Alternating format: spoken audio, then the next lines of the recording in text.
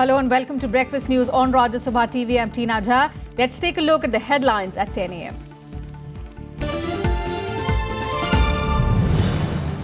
India and Ghana signed 3 MOUs, including one on visa waivers for holders of diplomatic and official passports.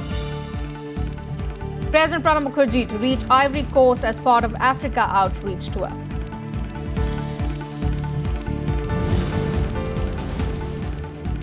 Big setback for Aam Aadmi Party.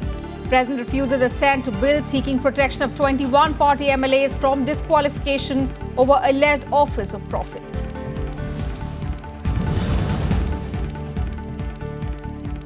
BJP National Meet in Allahabad unveils party strategy for UP elections. Party says Parliamentary Board will take a call on its chief ministerial candidate.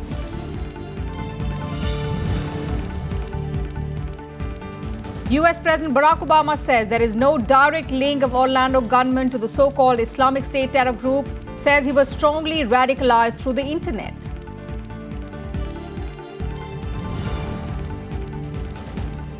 And India faced first defeat at the Champions Trophy, lose 1-2 against Belgium after a poor show by captain P.R. Shijesh.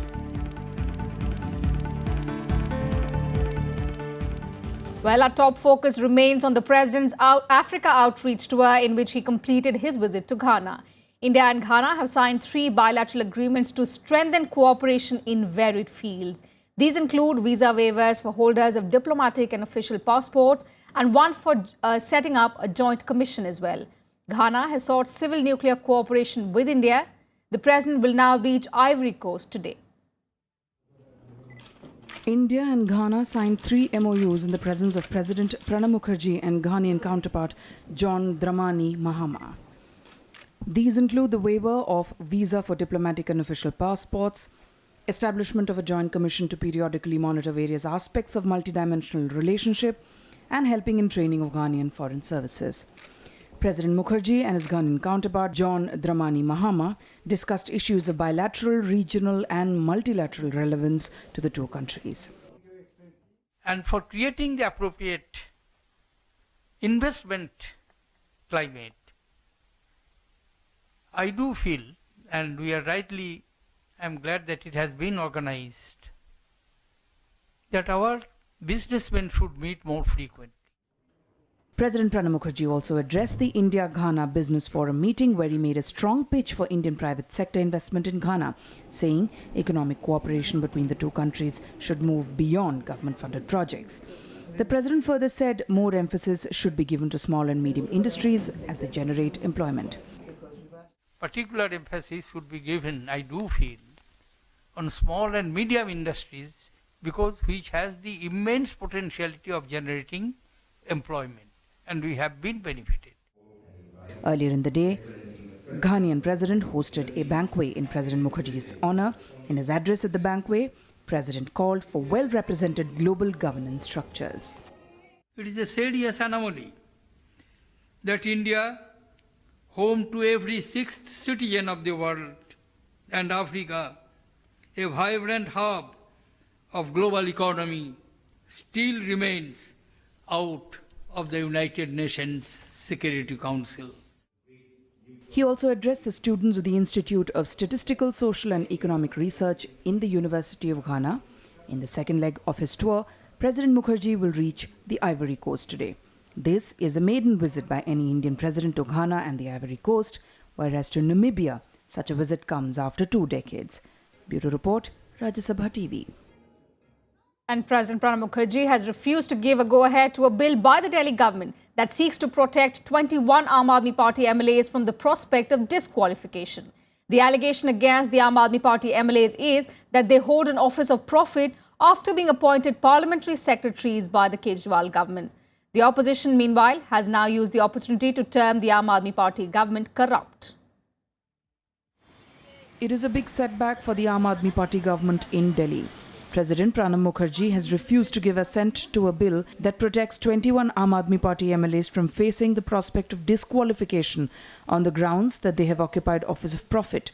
These MLAs were appointed parliamentary secretaries by the Kejriwal government on March 13, 2015.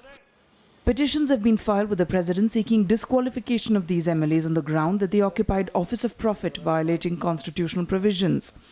Acting as a quasi-judicial body, the Election Commission, to whom the President referred the issue, had sought replies of these MLAs.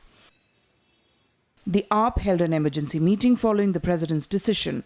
Chief Minister Arvind Kejriwal tweeted and targeted the central government, alleging, "Prime Minister Modi says I will not work, neither will I let you work," and that he is panicking over the good work that is being done in Delhi.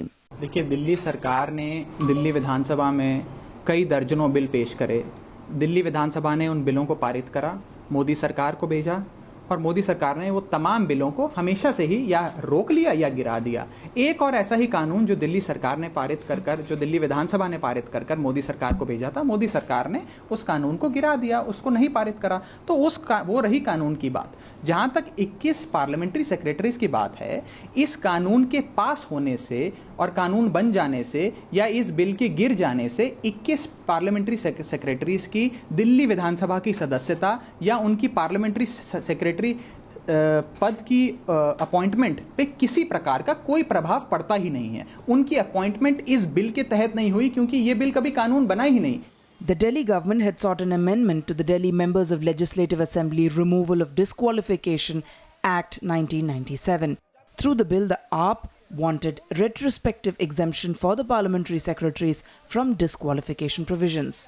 Delhi सरकार की एक बहुत बड़ी नैतिक हार हुई है और जो पब्लिक का पैसा है उसका मिसयूज एक प्रकार से ही सरकार करने की कोशिश कर रही थी, क्योंकि जो प्रोविजन है एक्ट का उसमें 70 MLA में 10% ही मिनिस्टर हो सकते हैं, लेकिन एक तरह से इन्होंने 7 की जगह 28 लोगों को ऑफिस ऑफ प्रॉफिट के अंतर्गत जो है वो दिलवाई, 7 मिनिस्टर और 21 पार्लियामेंट्री सेक्रेटरीज। और मुझे लगता है कि अब अरविंद केजरीवाल जी को रिजाइन कर देना चाहिए। लगातार केजरीवाल सरकार इस बारे में झूठ बोल रही थी कि ऑफिस ऑफ प्रॉफिट नहीं है, और दूसरा कि ऑफिस ऑफ प्रॉफिट से इन्होंने कोई फायदा नहीं उठाया है, जबकि आरटीआई से भी स्पष्ट हो गया था कि इनके पास कार और ऑफिस इन सबको ये फैसिलिटीज दी गई थी और इनको लाभ पहुंचाया गया था। तो मैं समझता हूं नैतिकता के तौर पर अरविंद केजरीवाल जी को इस्तीफा दे देना चाहिए। The bill was forwarded by Lieutenant Governor Najib Jung to the centre, which in turn was sent to the President with its comments. The refusal by the President puts a question mark over the membership of the 21 AAP MLAs. जो इनके विधायक हैं उनमें से 21 विधायकों को मंत्री जैसी सुविधाएं, गाड़ी घोड़ा, ऑफिस स्टाफ सब मिल जाए, इसके लिए बिल लेकर के आते हैं, वो भी बैक डेट से लागू कर दिया जाए। तो ये समझ नहीं आता, या तो इनको अपनी पार्टी का नाम आम आदमी की जगह वीवीआईपी पार्टी बना देना चाहिए, क्योंकि हिंदुस्तान में कहीं पर किसी भी विधायक को इतनी तनख्वाह नहीं मिल रही जितनी इन्होंने अपने लिए पास कर लिया। ऑफिस ऑफ प्रॉफिट का मामला बड़ा ट्रिकी मामला है और मैं समझता हूँ कि इसमें संभवतः केजरीवाल साहब ने भी थोड़ी जल्दबाजी की होगी, लेकिन इसको एक गहन विवेचना और संदर्भ में देखने की आवश्यकता है, क्योंकि कई दफा हम एक अलहदा जिम्मेवारी को ऑफिस ऑफ प्रॉफिट में जोड़ने लगते हैं। मैं समझता हूं कि जितनी हमारी डेमोक्रेसी की डिपेंडिंग हो रही है और जिस प्रकार से कार्यशैली विविध हो रही है, उसमें थोड़ा इन चीजों को लचीला बनाना पड़ेगा। लेकिन चूंकि माननीय राष्ट्रपति महोदय ने ये कहा है, तो हमारा मानना है कि इस पर उसी संदर्भ में विचार करने की आवश्यकता है। The Election Commission is expected to take a final call on the disqualification issue. The MLAs have already responded to the notice sent by the poll panel. Also, the appointment of the MLAs as parliamentary secretaries has been challenged in the Delhi High Court. Bureau Report, Rajya Sabha TV. Let's also listen in to what Arvind Kejriwal has to say over the president's decision. अगर free में कोई MLA स्कूलों का, अस्पतालों का, सड़कों का, बिजली का, पानी का काम कर रहा है, मोदी जी को क्या तकलीफ हो रही है? इनको डिस्क्वालीफाई करने में लगे हुए नरेंद्र मोदी जी। ना तो खुद काम करेंगे और ना दूसरों को काम करने देंगे। बताओ, इन सारे लोगों को अगर आप डिस्क्वालीफाई करके घर बिठा दोगे तो इससे इनको क्या मिल क्या रहा है नरेंद्र मोदी जी को? मोदी जी कहते हैं सोनिया गांधी पार्लियामेंट नहीं चलने दे रही बिकॉज उनको हार पच नहीं रही है। मैं मोदी जी से पूछना चाहता हूं कि आप दिल्ली सरकार को काम नहीं करने दे रहे, आपको दिल्ली की हार नहीं पच रही है। Moving on, the two-day BJP National Executive ended on Monday with a political resolution being passed. During the meet, the party deliberated upon increasing its base in more states and also its strategy for the upcoming assembly polls in 5 states. The main focus, of course, being on Uttar Pradesh. the second and final day of the BJP's National Executive Meet in Allahabad. At the two-day conclave, the BJP chalked out its strategy for the upcoming assembly elections in 5 states: Uttar Pradesh, Punjab, Himachal Pradesh, Uttarakhand and Goa. Apart from Prime Minister Narendra Modi and BJP President Amit Shah, senior cabinet ministers, chief ministers of BJP-ruled states, party MPs and other senior leaders participated in the conclave. Finance Minister Arun Jaitley talked about the Modi government's 2 years in power, saying the party will use its political power for the goodwill of the society. अपने concluding comments में राष्ट्रीय अध्यक्ष जी ने देश भर में party के हर जिले में कार्यालय बने, वो कार्यालय एक दूसरे से कनेक्टेड रहे, ये 11 करोड़ सदस्यों की एक लिस्ट हो और उसको सक्रिय कार्यकर्ता बनाने का एक प्रयास हो।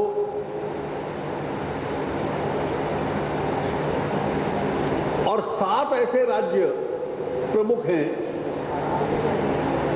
जिस क्षेत्र में पार्टी को और मजबूत बनाना। Of the 5 states where assembly polls are due soon, the BJP meet particularly focused on Uttar Pradesh. The party has plans to aggressively continue to attack on the ruling Samajwadi Party in the state, highlighting what it called were grave lapses in governance and patronage of anti-social elements. The party has been quite vocal about the recent violence in Mathura, but it has not yet been decided who will lead the party in the state. That decision will be taken later by the parliamentary board. Geographical दृष्टि से party उन क्षेत्रों में आगे बढ़ रही है जहां हम ऐतिहासिक दृष्टि से कमजोर थे। केरल में पार्टी का वोट बढ़ना, बंगाल में वोट बढ़ना, असम में सरकार बना लेना, और ये कार्य समिति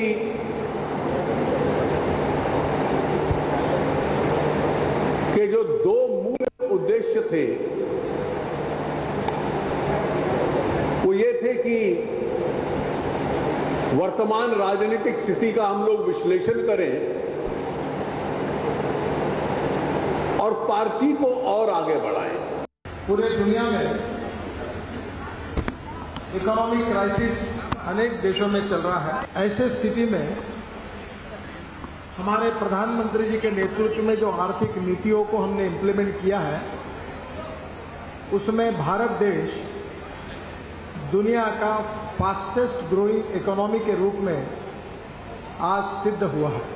An economic resolution was also passed on Sunday night, stating that India has emerged as the world's fastest growing economy under Prime Minister Narendra Modi amidst global slowdown and 2 years of successive drought.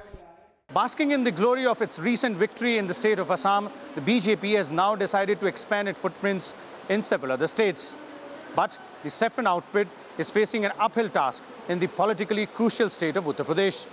And once again, it is hoping to ride home to power on the popularity of Narendra Modi and the works done by his government at the centre. With camera person Manoj Kumar, Vishal Dahiya, Rajya Sabha TV, Allahabad.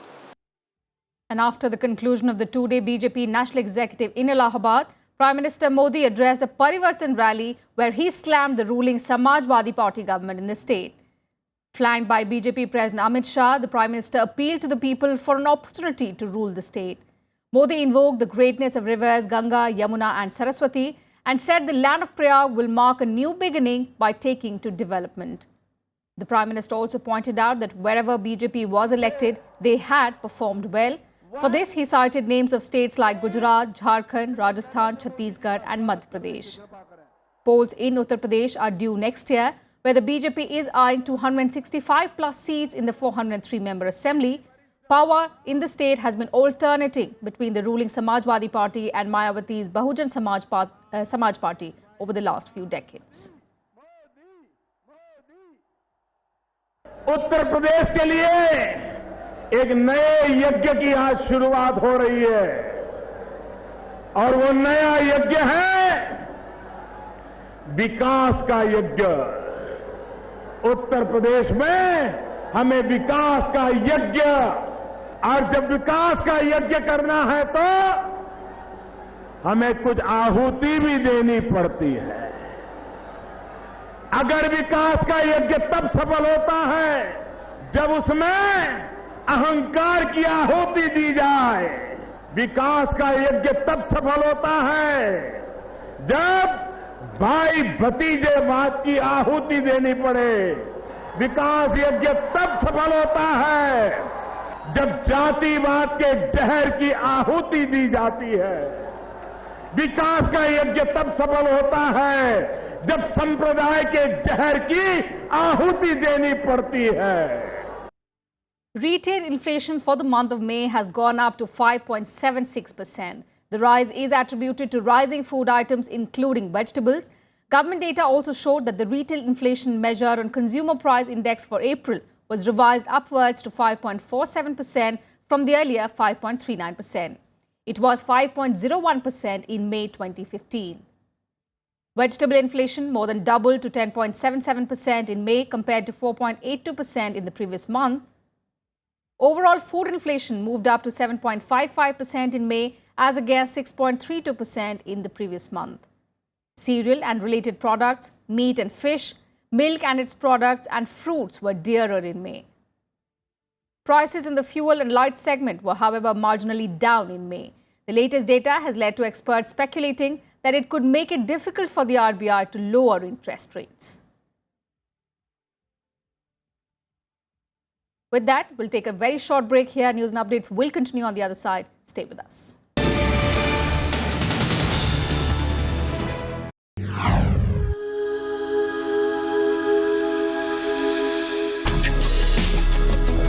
Tales that inspire. Stories of social change. A salute to diversity. Promoting public discourse. Events that motivate. Inspiring the innovative spirit. Watch Rajya Sabha television documentaries. Mondays, Tuesdays and Wednesdays at 10:30 p.m.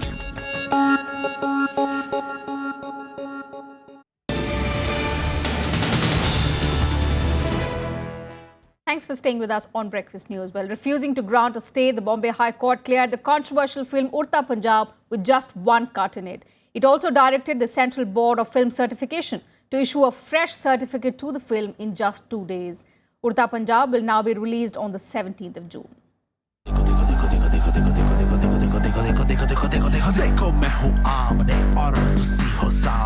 In the much-awaited verdict over a series of controversial cuts proposed by the censor board on the film Udta Punjab, the Bombay High Court ordered earliest release of the film, calling board's demand unjustified.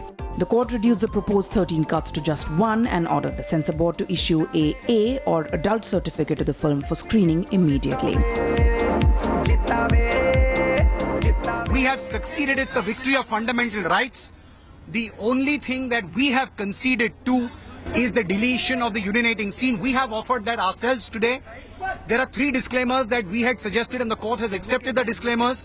So the order that was passed by the revising committee is set aside and the censor board, that is the certification board, has been directed to forthwith issue the certificate to us as per the directions of the High Court. Honorable Court का order है.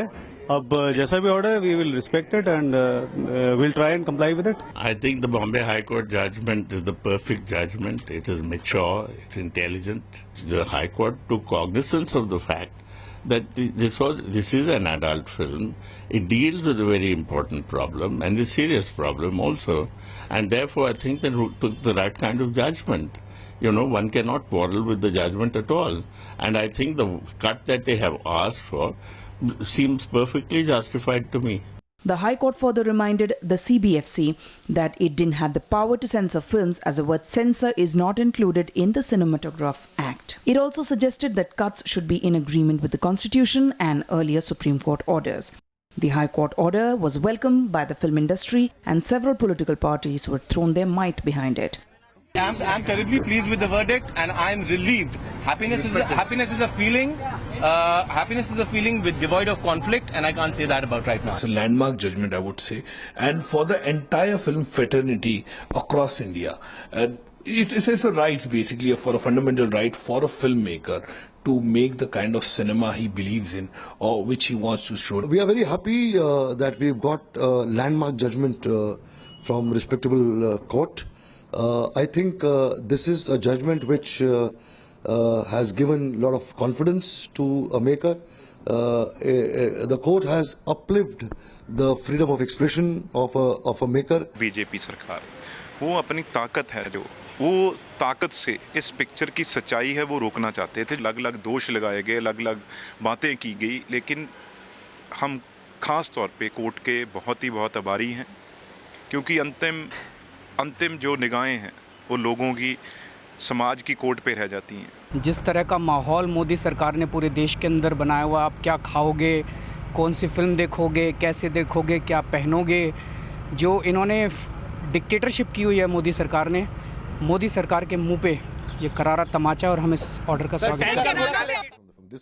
The court was hearing a petition by the makers of the film against the CBFC order demanding 89 cuts in the film. Meanwhile, the Punjab and Haryana High Court ordered a screening of the film to decide if it was appropriate for public exhibition. Slated for release this Friday, the multi-starrer film is based on the rampant drug abuse and its impact on the youth in Punjab.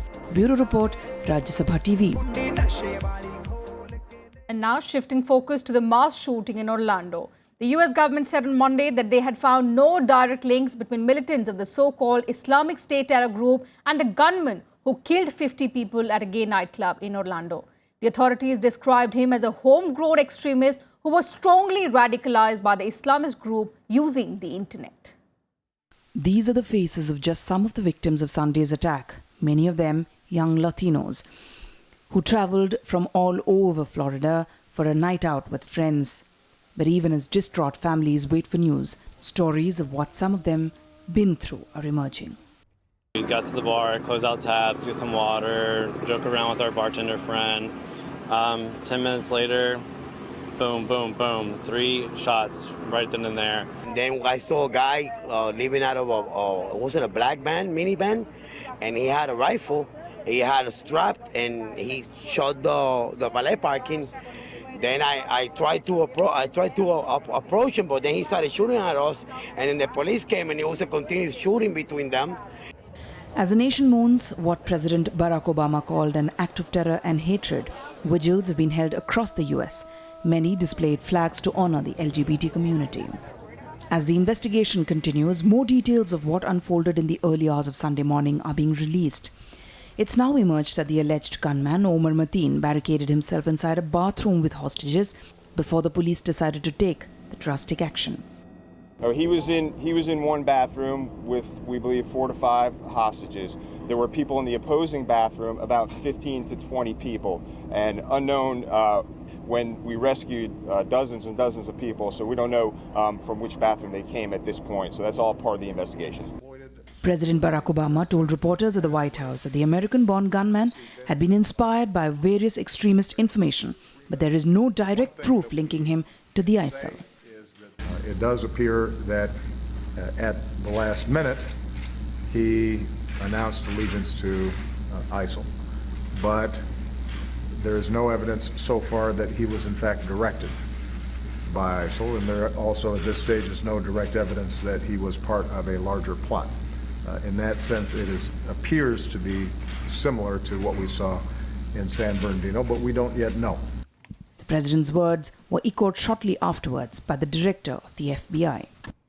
So far, we see no indication that this was a plot directed from outside the United States, and we see no indication that he was part of any kind of network. On Monday, presumptive US presidential candidates Hillary Clinton and Donald Trump clashed over the mass shooting. Campaigning in Cleveland, Ohio, Clinton warned against demonizing Muslims and renewed her call for a ban on assault weapons. The Orlando terrorist may be dead, but the virus that poisoned his mind remains very much alive. And we must attack it with clear eyes, steady hands, unwavering determination, and pride in our country and our values. But Republican rival Donald Trump accused Clinton of being unfit to lead the nation, vowing to suspend immigration to the US from countries he said had a proven history of terrorism. altogether under the Clinton plan, you'd be admitting hundreds of thousands of refugees from the Middle East with no system to vet them or to prevent the radicalization of the children and their children. Not only their children, by the way, they're trying to take over our children and convince them how wonderful ISIS is and how wonderful Islam is, and we don't know what's happening. A state of emergency continues in Florida with the FBI investigation still going on. But for so many who have lost loved ones, this is a time to grieve and remember those whose lives have been lost. Bureau Report, Rajya Sabha TV. And a look now at some of the other international stories we are following today in World Wrap.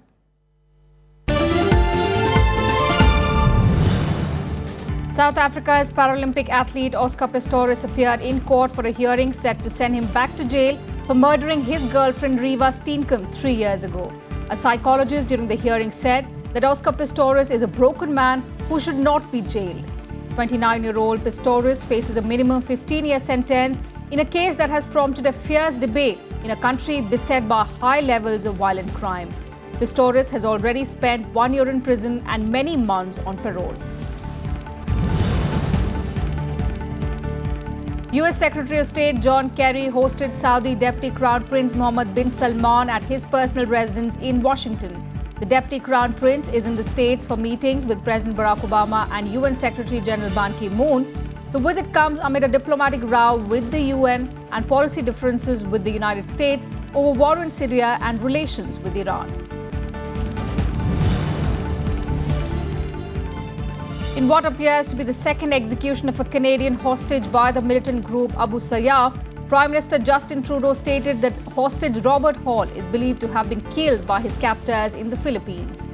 Canadian officials are yet to confirm the death of Robert Hall. He was taken captive with 3 other people by the militants in September 2015 from an upscale resort on Samal Island.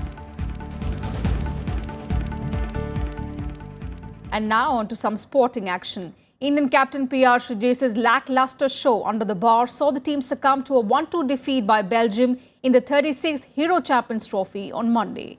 Shrejesh would be disappointed to concede 2 goals through his pads against the dominant Belgians, resulting in India's first loss in 3 outings of the ongoing Champions Trophy.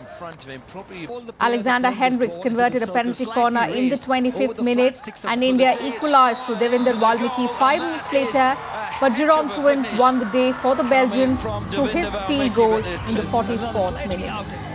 India's few efforts to secure an equaliser did not possess the thrust to break past the sound Belgian defence.